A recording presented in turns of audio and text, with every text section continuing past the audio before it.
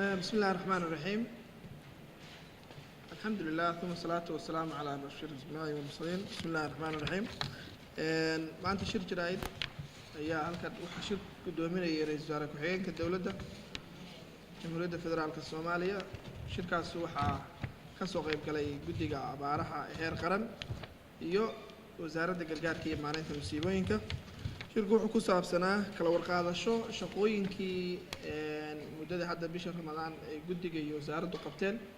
shaqooyinkaas oo lagu warbixinayay ra'iisul wasaare ku-xigeenka wadahadal dheer kadib.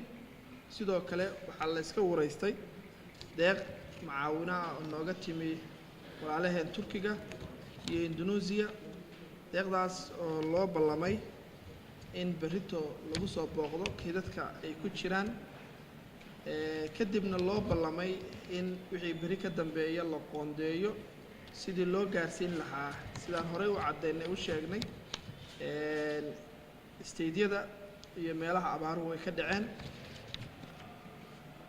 waxaa insha allahu tacaala berri aad indhihiina ku arki doontaan saxaafadda in la geeyo hoolasha iyo maqaasinada iyo keydadka ah ee deeqdaasu taal. insha allahu tacaala waxaan aad iyo aad idinku bogaadinayaa sida daacadnimada ah tagsimada aad uga shaqaysaan dalkiina dadkiina.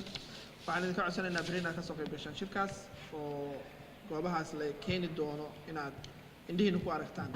waxaan rajaynayaa sidoo kale marka la qaybiyana inaan reportka idin soo gaarsiino lana qaadi doono la gaarsiin doono meel kasta oo ku habboon oo cid Soomaaliyeed oo dhibaataysan ay joogto.